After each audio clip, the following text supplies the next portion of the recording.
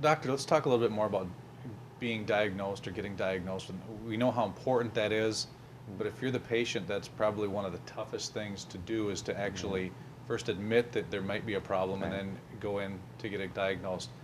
How Right. do you get around that? Right. So every physician has a different strategy.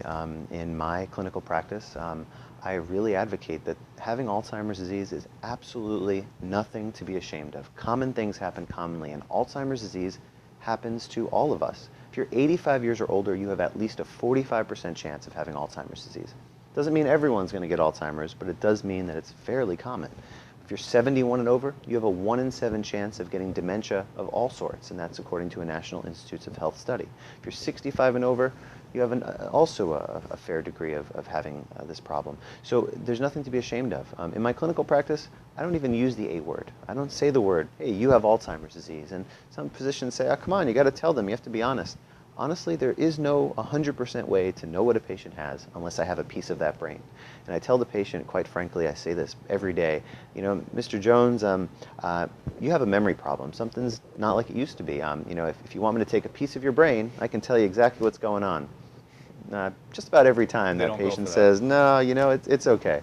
So I say, Mr. Jones, you have a memory problem. Your brain's not working as well as we'd like it to be, but I can put you on a multimodal, a comprehensive plan for treating the symptoms you have now, as well as potentially to delay the symptoms that you have from progressing later.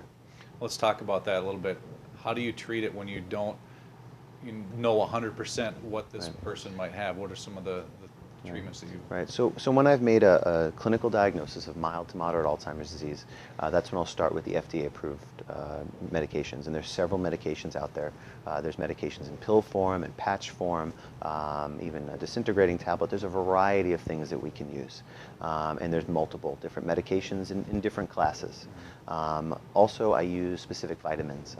Specific vitamins like folic acid may help those medications work better. There's other vitamins that have been shown in a variety of studies to also be helpful.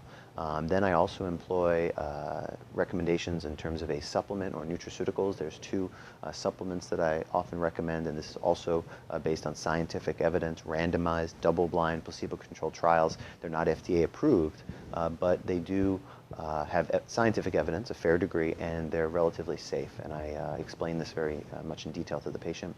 And I also use a medical food that's indicated for the metabolic processes associated with Alzheimer's disease, and that's a medical food that you drink. So in terms of a patient, when I diagnose them, I tell them quite frankly, Mr. Jones, how aggressive do you want me to be? I'm going to give you a scale of 1 to 10. And literally, based on what they tell me, is how aggressive I am. All of the interventions I use are safe and are balanced in terms of scientific evidence. Not all are FDA approved per se, but I give the patient the option and I go from there.